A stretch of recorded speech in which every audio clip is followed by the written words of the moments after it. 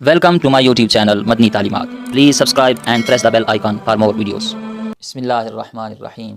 मुअज़्ज़ज़ सामीन किराम, आज की इस वीडियो में मैं आपको उन 4 खुश नसीब लोगों के बारे में बताऊंगा जिनकी तहज्जुद, जिनका इस्तिग़फ़ार करना अल्लाह ताला कबूल फरमाता है। वो तहज्जुद पढ़ें, इस्तिग़फ़ार करें, दुआ मांगें अल्लाह ताला से, तो अल्लाह ताला उनकी दुआ को रद्द नहीं फरमाता। जब भी वो दुआ के लिए हाथ उठाते हैं अल्लाह ताला उनकी दुआ को कबूल फरमाता है। अल्लाह ताला की खुसूसी रहमत उनके शामिल हाल रहती है। अल्लाह ताला की मईयत, अल्लाह ताला उनके साथ होता है। तो वो 4 खुश नसीब लोग कौन से हैं, आज की इस वीडियो में मैं आपको तफसील के साथ वो चारों लोग बताऊंगा। अगर आप उन लोगों में शामिल हैं तो फिर तो आपको मुबारक हो, और अगर आप शामिल नहीं हैं तो ये 4 लोगों में आप भी शामिल हो सकते हैं। ये जो 4 निशानियाँ आपको बताऊं, 4 लोग बताऊं, आप भी इनमें शामिल हो सकते हैं। मेहनत करके अल्लाह ताला से मांग के आप भी इसमें शामिल हो सकते हैं। मेरी आपसे रिक्वेस्ट है, वीडियो पूरी देखिएगा। वीडियो पूरी देखने के बाद अगर अच्छी लगे तो अपने तमाम चाहने वालों के साथ वीडियो ज़रूर शेयर कीजिएगा। चैनल आपने सब्सक्राइब करना है, मर्ज़ी आपकी, नहीं करना वो भी आपकी मर्ज़ी है, लेकिन वीडियो ज़रूर शेयर कीजिएगा। वो इसलिए कि ये वीडियो अगर आप शेयर करें और आपकी वजह से कोई बंदा इन खुश नसीब लोगों में शामिल हो जाए तो ये आपके लिए भी बाइस बख्शिश और मेरे लिए भी ज़रिए निजात होगी। तो वीडियो पूरी देखने के बाद शेयर ज़रूर कीजिएगा। आइए आपको मैं वो 4 खुश नसीब लोग आपके सामने उनकी तफसील रखता हूँ जिनकी तहज्जुद, इनका इस्तिग़फ़ार करना, दुआ करना अल्लाह ताला रद्द नहीं फरमाता। वो 4 खुश नसीब लोग कौन से हैं? उनमें सबसे पहला शख्स वो है जो तन्हाई का मुसलमान हो, जो खलवत और जलवत में एक जैसा हो, जिसकी तन्हाइयाँ पाक हो, जो तन्हाई में भी अल्लाह से डरता हो, तन्हाई पाक हो, जो ज़ाहिर और बातिन का एक जैसा मुसलमान हो। देखिए ना, महफिल में तो बड़े बड़े मुसलमान होते हैं, लेकिन तन्हाई का मुसलमान कोई कोई होता है। जो तन्हाई का मुसलमान होगा उसकी तहज्जुद और इस्तिग़फ़ार कबूल होगी। हज़रत सौबान रज़ी अल्लाह ताला अन्हु फरमाते हैं कि नबी मुकर्रम शफ़ी मुअज़्ज़म रहमत आलम सल्लल्लाहु ताला अलैहि व आलिहि वसल्लम ने इरशाद फरमाया, मैं अपनी उम्मत के ऐसे लोगों को जानता हूँ जो बरोज़े क़यामत तहामा पहाड़ की मिसल नेकियां लेकर आएंगे, लेकिन अल्लाह ताला की बारगाह में उनकी नेकियों की कोई हैसियत नहीं होगी। उनकी नेकियां अल्लाह की बारगाह में मकबूल नहीं होंगी और अल्लाह ताला उनकी नेकियों को परागंदा ज़र्रों की तरह बखेर देगा। तो हज़रत सौबान रज़ी अल्लाह ताला अन्हु ने अर्ज़ की, या रसूल अल्लाह सल्लल्लाहु ताला अलैहि वालिहि वसल्लम, हमें उन लोगों की निशानियाँ, उनके औसाफ बता दें ताकि हम उन लोगों में शामिल होने से बच जाएं। तो आकाए दो आलम रहमत आलम सल्लल्लाहु ताला अलैहि वालिहि वसल्लम ने फरमाया, ए सौबान, वो तुम्हारे ही भाई बंद होंगे, तुम्हारे ही रिश्तेदार, तुम्हारे पास उठने बैठने वाले हमसाए, तुम्हारे वो भाई बंद होंगे, तुम्हारी तरह उठकर रातों को इबादत करने वाले होंगे, तहज्जुद पढ़ते होंगे, इस्तिग़फ़ार करते होंगे, लेकिन जब वो लोग तन्हाई में होंगे तो अल्लाह ताला की हुर्मतों को पामाल करने वाले होंगे। यानी वो ज़ाहिर में तो बड़े नेक और पारसा और इबादत करने वाले, लेकिन वो तन्हाई में अल्लाह ताला की नाफरमानी करने वाले होंगे। तो जिस बंदा मोमिन की तन्हाई पाक है, जो तन्हाई का मुसलमान है, अल्लाह ताला उसकी तहज्जुद, इस्तिग़फ़ार, दुआ कबूल फरमाता है। इसीलिए मौला कायनात हज़रत अली मुर्तज़ा शेर खुदा करमल्लाहु ताला वजहुल करीम फरमाते हैं कि मोमिन वो नहीं जिसकी महफिल पाक है, आप फरमाते हैं मोमिन वो है जिसकी तन्हाई पाक होती है, जो तन्हाई में अल्लाह से डरता हो। और याद रखें, जो बंदा अपनी तन्हाई को पाक कर लेता है अल्लाह ताला उसकी महफिल को भी पाक फरमा देता है।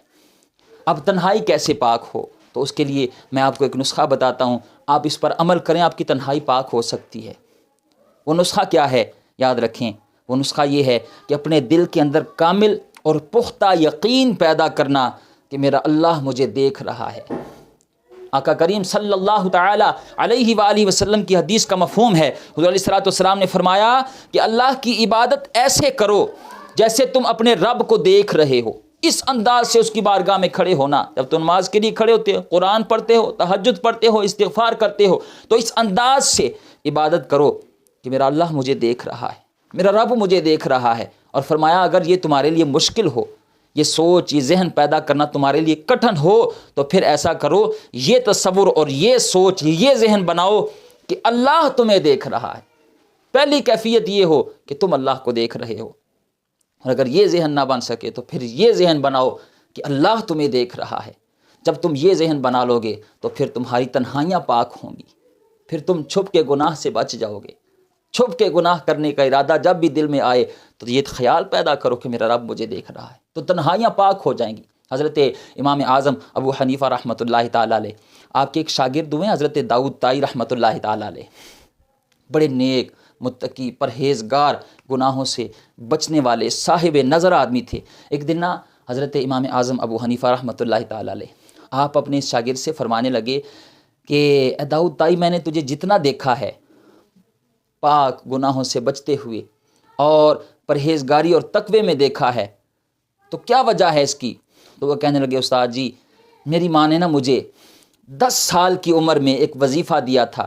کہنے لگے بیٹا، تو نے کسی جگہ بھی بیٹھنا ہو، کسی مقام پر بھی ہو، محفل میں ہو یا تنہائی میں ہو، تو 3 بار تم نے یہ کہنا ہے کہ اللہ میرے ساتھ ہے اور اللہ مجھے دیکھ رہا ہے، اللہ میرے ساتھ ہے، اللہ مجھے دیکھ رہا ہے۔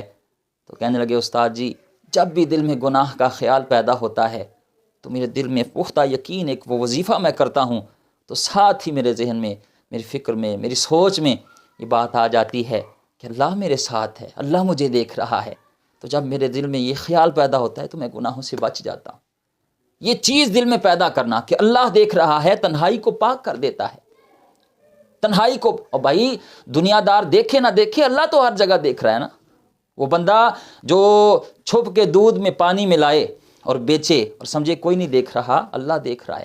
جو 2 نمبر دوائیاں بیچے اور لوگوں کے پیٹ میں وہ زہر بھرے اور سمجھے کہ کوئی نہیں دیکھ رہا، یاد رکھیں اللہ دیکھ رہا ہے۔ جو 2 نمبر چیزیں بیچے اور لوگوں کے ساتھ ظلم کرے، زیادتی کرے اور کہے کوئی نہیں جانتا، کوئی نہیں سمجھ رہا، کسی کو نہیں پتا، وہ غلط فہمی کا شکار ہے۔ میرا مالک دیکھ رہا ہے۔ امیر المؤمنین حضرت عمر رضی اللہ تعالیٰ عنہ، آپ راتوں کو گشت کیا کرتے تھے۔ جب سناٹا چھا جاتا، رات کی اندھیری رات ہو جاتی، تو آپ چہرے پہ نقاب ڈال کر، اوڑھ کر رعایا کی خبرگیری کرنے کے لیے نکلے۔ ایک گھر کے دروازے کے قریب گئے تو اندر سے آواز آتی ہے، ماں اپنی بیٹی سے کہتی ہے، بیٹی تم تینوں بہنیں یتیم ہو، باپ کوئی نہیں ہے، یہ چند بکریوں کا دودھ بیچ کر ہم گزارا کرتے ہیں، گھر کو چلاتے ہیں، تم ایسا کرو اس دودھ میں تھوڑا سا پانی ملا لو تاکہ دودھ بڑھ جائے، پیسے بھی زیادہ بنیں گے۔ تو بیٹی کہنے لگی، اماں میں پانی نہیں ڈالوں گی، باپ نہیں تو کیا ہوا، یتیم ہے تو کیا ہوا، اللہ تو ہے نا، اللہ ہمارا مالک ہے، وہ رزق دینے والا ہے۔ اماں، امیر المؤمنین حضرت عمر نے منع فرمایا ہے کہ کوئی دودھ میں پانی ملا کر نہ بیچے۔ تو ماں کہنے لگی، بیٹا عمر کون سا دیکھ رہے ہیں، کون سا عمر یہاں آپ کو دیکھ رہے ہیں، ملا لو پانی۔ تو اماں سے اپنی بیٹی کہنے لگی، اماں جی اگر امیر المؤمنین حضرت عمر نہیں دیکھ رہے تو رب العالمین تو دیکھ رہا ہے نا، میرا مالک تو تجھے دیکھ رہا ہے۔ تو اگر یہ دل میں احساس پیدا ہو جائے کہ میرا مالک دیکھ رہا ہے تو بندے کی تنہائیاں پاک ہو سکتی ہیں۔ میں آپ کو ایک مثال دیتا ہوں، یاد رکھیں، اگر ایک بندہ چوری کرنے لگے اور اس کو پتہ چل جائے کہ کیمرہ لگا ہوا ہے اور ویڈیو بن رہی ہے اور اس ویڈیو میں وہ بالکل واضح طور پر نظر آ جاؤں گا، تو وہ چوری کرے گا نہیں نا۔ تو اسی طرح اگر بندے کے دل میں خیال آ جائے کہ کوئی نہیں دیکھ رہا، یہ یقین پختہ ہو جائے کہ کوئی نہیں دیکھ رہا، میرا مالک دیکھ رہا ہے، تو اس کی تنہائیاں پاک ہو سکتی ہیں۔ تو تہجد اس خوش نصیب کی قبول ہوتی ہے جس کی تنہائیاں پاک ہوں، جو خلوت اور جلوت کا ایک جیسا مسلمان ہو، جس کا وہ خلوت میں بھی مسلمان ہو اور اس کا باطن اور ظاہر ایک جیسا ہو، تو اللہ تعالیٰ اس کی تہجد قبول فرماتا ہے، اس کی دعائیں قبول فرماتا ہے، رد نہیں فرماتا۔ اس کا درود شریف پڑھنا، نیک اعمال کرنا اللہ تعالیٰ کی بارگاہ میں قبول ہوتا ہے۔ دوسرا خوش نصیب جس کی تہجد اور استغفار اللہ تعالیٰ قبول فرماتا ہے، وہ ہے جو اخلاص کے ساتھ عمل کرتا ہو، جو ریاکاری سے بچتا ہو۔ یاد رکھیں، ہمارا اللہ تعالیٰ کے ساتھ جو پہلا رشتہ ہے نا، وہ یہ ہے کہ اللہ تعالیٰ کو وحدہ لا شریک ماننا۔ اور اس کا صرف یہ مطلب نہیں ہے کہ اس کی ذات و صفات میں کسی کو شریک نہیں کرنا، بلکہ ہم نے ریاکاری بھی نہیں کرنی۔ ہم نے عمل کرنا ہے تو اس میں اس کے ساتھ کسی کو شریک نہیں بنانا، ہم نے فقط اس کی رضا کے لیے کرنا ہے۔ میں نے نماز پڑھی ہے تو اس لیے نہیں کہ لوگ مجھے نمازی کہیں، میں نے حج کی ہے تو اس لیے نہیں کہ لوگ مجھے حاجی کہیں، میں نے اس لیے نماز پڑھی کہ میرا رب مجھ سے راضی ہو جائے، میں نے قرآن اس لیے پڑھا کہ میرا رب مجھ سے راضی ہو جائے، میں تہجد کی نماز پڑھوں اس لیے کہ میرا رب مجھ سے راضی ہو جائے، میں درود شریف پڑھتا ہوں، میں دیگر اذکار کرتا ہوں فقط اللہ کی رضا کے لیے، ریاکاری نہ ہو، دکھلاوا نہ ہو، تصنع بناوٹ نہ ہو، فقط اللہ کی رضا ہو۔ جو خالص ہو کر اور اخلاص کے ساتھ تہجد اور استغفار پڑھتا ہے، نیک اعمال کرتا ہے، اللہ تعالیٰ اس کی وہ تہجد پڑھنا، استغفار کرنا قبول فرماتا ہے۔ نبی مکرم شفیع معظم رحمت عالم صلی اللہ تعالی علیہ وآلہ وسلم نے دکھلاوے سے، ریاکاری سے منع فرمایا۔ دکھلاوا نہیں کرنا، خالص رہنا ہے اللہ تعالیٰ کے لیے۔ حضور علیہ الصلوۃ والسلام نے فرمایا اخلاص کے ساتھ جو ریاکاری سے پاک ہو، بناوٹ سے پاک ہو، عمل کرنا، تمہارا تھوڑا عمل بھی دنیا اور آخرت میں تمہارے لیے بہتر ہو جائے گا۔ تھوڑا عمل کرنا بھی، اور اگر آپ بہت زیادہ بھی کر لیں لیکن اس میں ریاکاری ہو، دکھلاوا ہو، تو پھر وہ کسی کام نہیں آئے گا۔ تو اخلاص ہونا عمل میں، یاد رکھیں ہم بہت سارے معاملات بڑی محنت کے ساتھ کرتے ہیں۔ یہ تہجد ہی لے لیں، ہم اٹھے، گرم بستر چھوڑا، وضو کیا، مصلی بچھایا اور 4 10 8 12 نفل پڑھے، اتنی مشقت اٹھائی، نیند قربان کی، گرم بستر چھوڑا، لیکن اگر 2 4 لوگوں کو بھی بتا دیا، ریاکاری بھی کر دی، تو پھر وہ عمل ضائع ہو جائے گا، وہ اللہ تعالیٰ کی بارگاہ میں قبول نہیں ہوگا۔ اللہ تعالیٰ اخلاص کو پسند فرماتا ہے۔ اعلیٰ حضرت سے کسی نے پوچھا حضور میں بے سکون رہتا ہوں، سکون نہیں، دلی سکون ملتا نہیں ہے۔ آپ نے فرمایا ایسا کر، کسی مسلمان کے ساتھ سلوک کر، اچھا سلوک، اور اس طرح سے کر کہ اسے پتہ نہ چلے۔ کسی مسلمان کے ساتھ اچھا سلوک کر اور اس انداز سے کر کہ اسے پتہ نہ چلے کہ نیکی کون کر گیا ہے، تو یاد رکھ اللہ تیرے دل کو سکون عطا فرما دے گا۔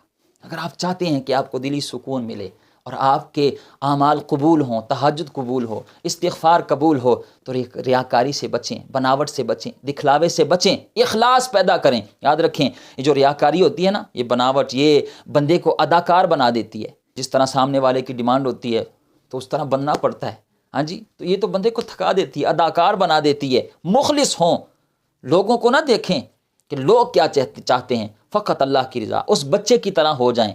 میں آپ کو بڑی خوبصورت مثال دینے لگا ہوں، اگر آپ اس کو سمجھ جائیں گے نا، آپ کا ایمان تازہ ہوگا۔ اس بچے کی، وہ جو بچہ دودھ پینے والا ہے نا، جس کی عمر ہے 1.5 سال، 1.25 سال، تو ماں اسے جب بھی کوئی پیار دیتی ہے تو وہ آگے سے مسکراتا ہے، تو پیار دیتے دیتے اگر ماں اسے کہہ دے کہ گندا بچہ ہے تو پھر بھی آگے سے مسکراتا ہے۔ تو مخلص بندے کی یہ نشانی ہے کہ لوگوں کی وہ پرواہ نہیں کرتا کہ لوگ کیا کہتے ہیں، لوگ کیا کہیں گے، نہیں، وہ یہ چاہتا ہے کہ میرا رب مجھ سے راضی ہو جائے۔ وہ لوگوں کی باتوں کی پرواہ نہیں کرتا، اس لیے کہ اس کا عمل صرف اللہ کی رضا کے لیے ہوتا ہے۔ وہ چاہتا ہے کہ میرا رب مجھ سے راضی ہو جائے، لوگوں کی پرواہ وہ نہیں کرتا۔ اور جب آپ کے عمل میں اخلاص ہوگا، سنو بخاری مسلم کی حدیث ہے، نبی مکرم شفیع معظم رحمت عالم صلی اللہ تعالی علیہ وسلم نے فرمایا کہ قیامت کے دن کچھ لوگوں کو اللہ تعالیٰ فرمائے گا جاؤ تم نے حج کیا تھا، میں تمہیں جنت دیتا ہوں۔ اب وہ بندے رو پڑیں گے، یا اللہ ہم تو غریب لوگ تھے، ہمارے پاس تو اتنے وسائل نہیں تھے کہ ہم حج کر سکتے، ہم نے تو حج کیا ہی نہیں۔ تو رب تعالیٰ فرمائے گا جب حاجی جاتے تھے تو دل تڑپتا تھا نا، دل میں خواہش، نیت تھی نا کہ یا اللہ ہمیں بھی پیسے دے، ہم بھی حج کے لیے جائیں گے، توفیق دے، ہم بھی جائیں گے۔ تو وہ کہیں گے یا اللہ بالکل اس طرح تو تھا، دل تڑپتا تھا جب لوگ مدینے کی حاضری کے لیے جاتے تھے، جب در رسول پر لوگ حاضری کے لیے جاتے تھے دل تڑپتا تھا، جب تیرے گھر کا طواف کرنے کے لیے، حج کی سعادت حاصل کرنے کے لیے لوگ جاتے تھے تو اندر ایک شوق، ایک ذوق تڑپ رہتی تھی۔ تو اللہ پر پیسے تو نہیں تھے، وسائل نہیں تھے، تو اللہ تعالیٰ فرمائے گا میں تمہیں حج کا ثواب دے رہا ہوں، وہ اس لیے کہ وہ جو تمہارا اخلاص تھا، اس اخلاص کے بدلے میں تمہیں حج کا ثواب دے رہا ہوں، اور اسی کے بدلے آج تمہیں جنت عطا کر رہا ہوں، اسی کے بدلے میں تمہیں آج جنت عطا کر رہا ہوں۔ اگر آپ مخلص ہوں تو پھر آپ کی تہجد اور استغفار قبول ہوگی، اور اگر آپ دنیا کو راضی کرنا شروع ہو جائیں گے تو یاد رکھیں یہ آپ کو تھکا دے گی، آپ دنیا کو راضی نہیں کر سکتے۔ یہاں تو ہر بندے کی اپنی ڈیمانڈ ہے، آپ کس کس کو راضی کریں گے، کس کو راضی کریں گے، تھک جائیں گے، فقط اللہ کو راضی کریں، اس کے پیارے حبیب کو راضی کرنے کی کوشش کریں۔ چھوڑ دیں دنیا ناراض ہوتی ہے، راضی ہوتی ہے، چھوڑ دیں، اللہ کی رضا کو اپنا مطمع نظر بنائیں، کوشش کریں کہ اللہ ہم سے راضی ہو جائے اور مدینے والے محبوب کی نظر کرم ہو جائے، تو پھر دنیا بھی سنور جائے گی، آخرت بھی سنور جائے گی۔ تو دوسرا وہ خوش نصیب بندہ ہے جس کے عمل میں اخلاص ہو، اللہ تعالیٰ اس کی تہجد استغفار قبول فرماتا ہے۔ تیسرا خوش نصیب بندہ مومن جس کی تہجد اور استغفار اور دیگر عبادات اور دعائیں اللہ تعالیٰ قبول فرماتا ہے، وہ خوش نصیب ہے جس کا رزق حلال ہو، جس کی کمائی پاک ہو۔ آپ قرآن پڑھیں نا، بندہ مومن کی زندگی میں رزق حلال کی بڑی اہمیت ہے۔ رب تعالیٰ نے قرآن مجید میں مومن کو حلال اور طیب چیزیں کھانے کا حکم ارشاد فرمایا ہے۔ پاک کتاب، پاک رسول اور پاک دین کے ماننے والے پاک ذہن لوگوں کو حکم دیا ہے کہ تمہارا رزق بھی پاک ہونا چاہیے۔ اللہ تعالیٰ نے بہت ساری نعمتیں پیدا کی ہیں انسان کے لیے، لیکن وہ ساری اس کے کھانے کے لیے نہیں ہے۔ کچھ رزق انسانوں کا ہے، کچھ حیوانوں کا ہے۔ انسان کو حکم ہے کہ وہ صرف اپنے حصے کا رزق کھائے گا، اور اس میں سے بھی صرف وہ کھائے گا جو اللہ نے اس کے لیے حلال کر دیا ہے۔ یاد رکھیں، مومن جب روحانی زندگی گزارنا چاہے کہ اسے عبادت میں لذت ہو، اسے سجدوں میں سرور آئے، تلاوت میں مٹھاس حاصل ہو، تو اس کے لیے سب سے پہلی اور اہم شرط ہے کہ اس کا رزق پاک ہونا چاہیے۔ قرآن کریم میں ارشاد فرمایا اللہ تعالیٰ نے، اے ایمان والو، ہماری دی ہوئی پاکیزہ چیزیں کھاؤ۔ بندہ مومن کو حکم ہے کہ وہ جو کھائے حلال کھائے، حرام سے منع فرمایا۔ نبی مکرم شفیع معظم رحمت عالم صلی اللہ تعالی علیہ وآلہ وسلم نے ارشاد فرمایا جو گوشت حرام سے پلے گا وہ جنت میں نہیں جائے گا، اس لیے کہ جنت پاک لوگوں کی جگہ ہے، تو وہاں ناپاک لوگ کیسے جا سکتے ہیں؟ پاک لوگوں کی جگہ ہے جنت، تو جسم جو حرام سے پلا، فرمایا وہ جنت میں نہیں جا پائے گا۔ بندہ مومن کا رزق حلال اور پاکیزہ ہونا چاہیے۔ جناب حضرت علی المرتضیٰ شیر خدا کرم اللہ تعالی وجہہ الکریم فرماتے ہیں کہ حضور علیہ السلام کی بارگاہ میں ایک بدو، ایک دیہاتی عام سا آدمی آیا، اور یہ جو عام سے لوگ آتے تھے نا حضور کی بارگاہ میں، کئی مرتبہ بڑی خاص بات کر دیتے تھے۔ اس عام سے بندے نے نا فٹافٹ حضور کی بارگاہ میں 2 سوال عرض کیے۔ عرض کرنے لگے، یا رسول اللہ صلی اللہ علیہ وآلہ وسلم، مجھے اسلام کی آسان ترین چیز بھی بتا دیں اور مشکل ترین چیز بھی بتا دیں۔ تو نبی پاک صلی اللہ تعالی علیہ وسلم نے فرمایا، اسلام کی آسان ترین چیز کلمہ پڑھنا ہے، لا الہ الا اللہ محمد الرسول اللہ صلی اللہ تعالی علیہ وآلہ وسلم، اور اسلام کی مشکل ترین چیز ہے حرام سے بچنا۔ آج لوگ رزق کے معاملے میں بے پرواہی نہیں کرتے، کہاں سے آ رہا ہے، کہاں سے وہ کما رہے ہیں، کس طرح کما رہے ہیں، تو بڑی وضاحت کے ساتھ اسلام نے ان چیزوں سے منع کیا ہے۔ بلکہ بندہ مومن کو تو حکم ہے کہ بندہ مومن شک والی چیز سے بھی بچے گا۔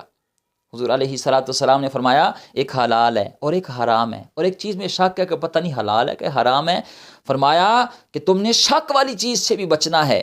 یار تھوڑا کھاؤ، پاکیزہ کھاؤ، جتنا اللہ نے دیا ہے اس میں قناعت اختیار کرو۔ یاد رکھیں، جو بندہ روز گوشت کھاتا ہے نا، تو پھر ڈاکٹر بھی جلدی پرہیز بتا دیتے ہیں، پھر وہ کھا نہیں پاتا۔ اور جو بندہ محنت مزدوری کر کے رزق حلال کماتا ہے، اور کھانا بھی وہ اچار سے اور پکوڑوں سے روٹی اور نان کھاتا ہے وہ، ہاں جی، اور اس کی صحت بھی ٹھیک رہتی ہے۔ تو تھوڑا ہو لیکن حلال ہو، پاکیزہ ہو، ستھرا ہو۔ آپ نے اگر 10,000 کا سوٹ خریدا ہے اور اس میں 9,000 حلال ہیں اور 1,000 حرام کا ہے، آپ وہ سوٹ پہن کر جتنی مرضی نمازیں پڑھ لیں، جتنی مرضی آپ عبادتیں کر لیں، آپ کی دعائیں، آپ کی وہ عبادتیں قبول نہیں ہوں گی۔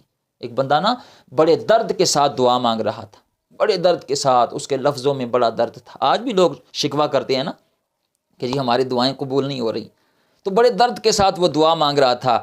تو آقا کریم صلی اللہ تعالی علیہ وسلم نے جب اسے دیکھا تو نبی پاک صلی اللہ تعالی علیہ وسلم نے فرمایا، یہ جب تک چاہے دعا مانگے اس کی دعا قبول نہیں ہوگی۔ یا رسول اللہ وہ کیوں؟ فرمایا اس لیے کہ جو کھا کے آیا ہے وہ بھی حرام ہے، جو پی کے آیا ہے وہ بھی حرام کمائی کا ہے، جو کپڑا پہنا ہوا ہے وہ بھی حرام کمائی کا ہے، تو پھر بتاؤ اس کی دعا کیسے قبول ہو؟ تو دعاؤں کی قبولیت اور روحانیت حاصل کرنے کے لیے شرط ہے کہ بندے کا رزق حلال ہو۔ آج سارا زمانہ پوچھتا پھرتا ہے، نماز میں دل نہیں لگتا، قرآن میں دل نہیں لگتا، مسجد میں جاتا ہوں تو پھر باہر نکلنے کو دل کرتا ہے۔ یار دیکھ تیری کمائی ٹھیک ہے، تو نہیں کسی کا خون تو نہیں نچوڑا، کسی غریب کے ساتھ ظلم تو نہیں کیا، کسی کے پیسے تو نہیں دبائے۔ کسی بزرگ کے پاس ایک بندہ آ گیا اور کہنے لگا، حضور بڑے پیروں، عالم اور علماء اور صلحاء کے پاس گیا ہوں، لیکن مسئلہ حل نہیں ہو رہا، میرے گھر کے کونے سے چیخوں کی آواز آتی ہے، تو آپ چلے میرا مسئلہ حل ہو جائے۔ تو بزرگ کہنے لگے، جب اتنے سارے آئے ہیں تو میں کیا مسئلہ حل کروں گا، جا چلا جا۔ تو وہ کہنے لگے، نہیں حضور اصرار کیا اس نے۔ تو آپ فرمانے لگے، جانے کی ضرورت نہیں ہے، تو سوچ اپنی سابقہ زندگی میں دیکھ، کہیں تو نے کسی غریب کا، یتیم کا مال تو نہیں دبایا، اور اس کونے میں تیرے وہ پیسے تو نہیں لگ گئے جہاں سے وہ چیخنے کی آواز آتی ہے۔ وہاں کسی یتیم کا مال تو نہیں ہے، کسی بیوہ کی آہیں تو نہیں ہے، تو نے کسی غریب کا خون تو نہیں نچوڑا۔ آج ہم 1.5 لاکھ روپے کی گاڑی میں مٹی کا تیل نہیں ڈالتے کہ انجن خراب ہو جائے گا، اور یہاں تو اپنے اس جسم میں وہ حرام لقمے ڈالے گا تو پھر روحانیت آئے گی، سکون آئے گا۔ یاد رکھیں، اگر آپ چاہتے ہیں تہجد قبول ہو، عبادات قبول ہوں، دعائیں قبول ہوں، تو پھر رزق حلال کا ہونا یہ سب سے اہم ہے۔ یہ اندر کا انجن تب ہی ٹھیک رہے گا، نماز میں سکون تب ہی ملے گا، قرآن پڑھنے میں لذت تب ہی محسوس ہوگی، سجدہ کرنے کو جی تب ہی چاہے گا، درود سے زبان کو تر رکھنے کو تب ہی جی چاہے گا جب رزق پاک ہوگا، جب رزق حلال ہوگا۔ جب رزق حلال ہوگا تبھی تہجد قبول ہوگی، استغفار قبول ہوگا۔ حضرت بایزید بستامی رحمۃ اللہ تعالی علیہ ایک دن ایک مشکوک لقمہ کھا لیا تھا، شک والا تھا، پتہ نہیں کہ حلال ہے کہ حرام ہے۔ فرماتے ہیں 40 دن گزر گئے، میرا نماز میں دل نہیں لگ رہا، ایک مشکوک لقمہ کھایا۔ اور یہاں تو وہ بابا جی بلے شاہ صاحب کہتے ہیں کہ حج بھی کیتی جاندے ہو تے لہو بھی پیتی جاندے ہو، تسی کھو کے مال یتیماں دا تے بھج مسیتی جاندے ہو، پھٹ دلاں دے سیندے نہیں تے ٹوپیاں سینتی جاندے ہو، اور نفس تے چھری پھیر دے نہیں دمبے کیتی جاندے ہو۔ دسو تے صحیح بلے شاہ نو تسی کی کچھ کیتی جاندے ہو؟ اگر تہجد اور دعائیں قبول کرنا چاہتے ہیں، رب کا قرب چاہتے ہیں، اس کی رحمتیں سمیٹنا چاہتے ہیں، اس کی معیت، اس کی مدد چاہتے ہیں، تو اپنے رزق کو پاک کریں۔ اور یاد رکھیں، یہ جو ہماری سوچ ہے نا کہ بس اگر میں نے اس طرح سے نہ کمایا تو کیا بنے گا، یاد رکھیں آپ کا جو مقدر ہے، آپ کا جو نصیب ہے، آپ کا جو رزق ہے، وہ آپ کو مل کے رہے گا۔ میرے نبی پاک صلی اللہ تعالی علیہ وآلہ وسلم نے ارشاد فرمایا، تیرا رزق تجھے اس طرح تلاش کرتا ہے جس طرح موت بندے کو تلاش کرتی ہے۔ موت سے جس طرح تو نہیں نہ بچ سکتا، اس طرح جو تیرا رزق ہے وہ تجھے پہنچ کے رہے گا۔ تو کیوں تو غلط کی طرف، وہ تجھے اختیار دیا گیا ہے، بچ جا اور رزق کو حلال طریقے سے کما اور حلال کھا۔ جب تو اختیار کرے گا رزق حلال، تیری تہجد قبول ہوگی۔ کسی غریب کا حق نہ دبائیں، کسی مزدور کی مزدوری نہ دبائیں، کسی کے ساتھ ظلم نہ کریں۔ اور یہ صرف وہ اشرافیہ اور بڑے لوگ نہیں، یہ جو مستری اگر دہاڑی پہ لگتا ہے تو وہ سیدھی دیوار میں سارا دن گزرنے کے بعد 700 اینٹیں لگاتا ہے، اور یہی مستری اگر وہ ٹھیکے پہ کام لے لے تو پھر اس نے اپنی مرضی سے وہ ختم کرنا ہوتا ہے، پھر وہ دہاڑی میں 1500 اینٹیں لگا دیتا ہے۔ تو اس کو سوچنا چاہیے، اس طرح سے تیرا رزق حلال رہے گا۔ وہ ڈاکٹر صاحب جو سرکاری ہاسپٹل میں بیٹھتے ہیں اور وہاں پر وہ بیمار آتے ہیں تو سیدھے منہ سے ان سے بات نہیں کرتا، حالانکہ لاکھ روپے تنخواہ ہے اس کی، اور شام کو جب وہ کلینک پر بیٹھتا ہے 5000 روپے فیس لیتا ہے، تو وہاں بابا جی اور بزرگوں اور حاجی صاحب آؤ بیٹھو میں چیک کرتا ہوں، وہاں بڑے اخلاق سے اور بڑے پیار سے بات کرتا ہے۔ تو ایسے ڈاکٹر کا رزق حلال رہتا ہے؟ اسے سوچنا چاہیے کہ میں کیا ظلم کر رہا ہوں، کیا زیادتی کر رہا ہوں۔ اور وہ ماسٹر صاحب، وہ ٹیچر، وہ استاد جو سرکاری اسکول میں پڑھا رہا ہے، اور وہاں وہ بچوں کو پشت کر کے بیٹھا ہوا ہے، سارا دن سگریٹ اور سموسے کھا رہا ہے، اور جب وہ ٹیوشن پڑھاتا ہے تو فیس لینی ہوتی ہے، وہاں وہ بڑے اچھے طریقے سے پڑھائے۔ تو ایسے ٹیچر کو بھی سوچنا چاہیے کہ اس کا رزق حلال رہتا ہے۔ جب تک رزق حلال نہیں ہوگا آپ کی دعائیں قبول نہیں ہو سکتی، آپ کی نماز تہجد قبول نہیں ہو سکتی، آپ کا استغفار کرنا قبول نہیں ہو سکتا۔ دعائیں قبول کروانی ہیں، تہجد قبول کروانا ہے، تو رزق حلال اپنے اندر اپنے لیے اختیار کرنا ہوگا۔ چوتھا خوش نصیب جس کی تہجد استغفار اللہ تعالیٰ قبول فرماتا ہے، وہ ہے جس کو اللہ تعالیٰ عمل کی توفیق دے دے، جسے اللہ تعالیٰ عمل کی توفیق دے دے۔ ایک ہی گھر ہے، ایک ہی خاندان ہے، 6 بھائی ہیں، ایک ہی گھر میں رہتے ہیں، ایک ہی محلے میں رہتے ہیں، لیکن ان میں سے 2 نماز پڑھتے ہیں، ان میں سے 1 نماز پڑھتا ہے، تو کیا وجہ ہے؟ وہ دوسرے بھی تو بھائی ہیں، وہ بھی تو مسلمان ہیں، لیکن یہ نمازی ہے، یہ پرہیزگار ہے، یہ متقی ہے، یہ تقوی اختیار کیا ہوا ہے اس نے، اور یہ نیک اعمال کرتا ہے، تو سمجھ جائے کہ اسے اللہ نے چنا ہوا ہے، اسے اللہ نے یہ توفیق دی ہوئی ہے۔ آپ نے دیکھا ہوگا کئی بچے بچپن سے ہی گالی کو ناپسند کرتے ہیں، کئی بچے بچپن سے ہی وہ باجماعت نماز ادا کرنے کو پسند کرتے ہیں۔ کئی بندے آپ نے دیکھے ہوں گے جب اذان ہوتی ہے تو پھر وہ سارے کام چھوڑ کے مسجد میں آ جاتے ہیں، وہ صبح قرآن کی تلاوت کو اپنے اوپر لازم کر لیتے ہیں، اور تہجد کے وقت اٹھتے ہیں، توبہ و استغفار کرتے ہیں، وہ اپنا من دھن تن سب کچھ اس کی بارگاہ میں جھکاتے ہیں۔ جسے اللہ توفیق دے وہ سمجھ جائے کہ اللہ تعالیٰ اس سے راضی ہے، اور اللہ تعالیٰ اس کی دعائیں تہجد قبول فرماتا ہے۔ امید ہے بات سمجھ گئے ہوں گے۔ اللہ تعالیٰ ہمیں بھی ان خوش نصیب لوگوں میں شامل فرمائے، آمین بجاہ نبی الامین صلی اللہ تعالی علیہ وآلہ وسلم۔